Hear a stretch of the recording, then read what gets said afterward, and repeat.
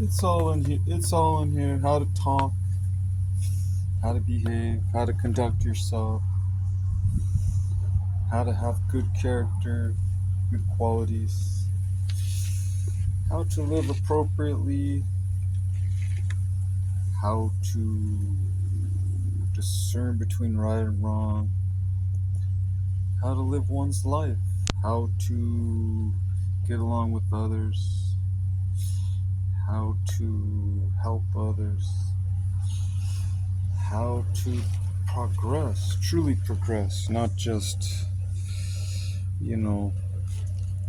existing, but contributing, making a contribution in the name of God, uh, continuing on in instruction and enlightenment and growing in knowledge and growing in strength, mostly spiritual, things that will have a greater application for not just this life, but the next life.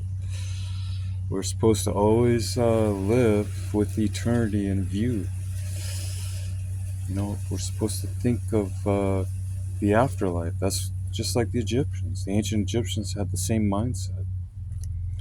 They were very concerned about how they lived their lives because they knew they had a sense, an inner sense, an intuition, an instinct that they were to face the judgment for how they lived their lives, if they lived it in honor of God or the gods.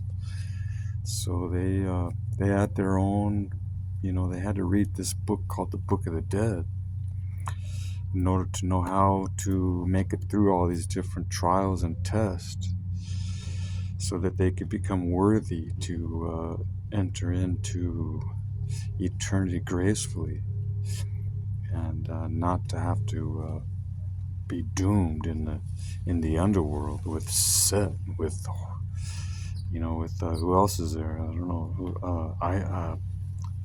Is it Horus or one of the other gods is there? He's the god of the underworld. I think he's known by a few different names, but he's pretty much the ruler under there. So the Christians call him Satan, Lucifer. The other cultures have a different name for him, but he's basically the god of the dead, god of the underworld. Well, god of the damned, actually. They're the ones that are damned to eternal punishment, which is the Bible calls outer darkness, gnashing of teeth, wailing, total complete misery. There's no relief. It's not just momentarily, 100, 200 years, but it's forever. It's all eternity. Hundreds, thousands of years, and more and more and more. It never ends. So that's terrible. There's no limit to suffering in hell or the lake of fire. It just goes on and goes on and on and on. It just and there's no repentance. And once you are judged eternally, you don't get a second chance. But according to some Greek legends, you do get a second chance. There is a few mythologies where you can make a deal with the devil or make a deal with someone that's still part of the living, and they'll release you out of hell so you can try it again. But some people have claimed to have visited hell and and come back to life to tell about it. I don't know if there's I'm assuming they're sincere. Why would they make stuff up like that?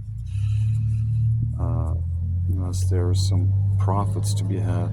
They had to make some money, write books, make some movies based on their experience. And sometimes that happens, They make movies based on people's autobiographies.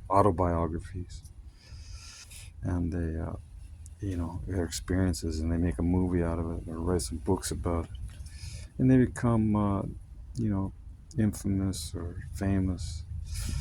So sometimes then you have to question some of their motives. Why did they concoct that story if it's not real?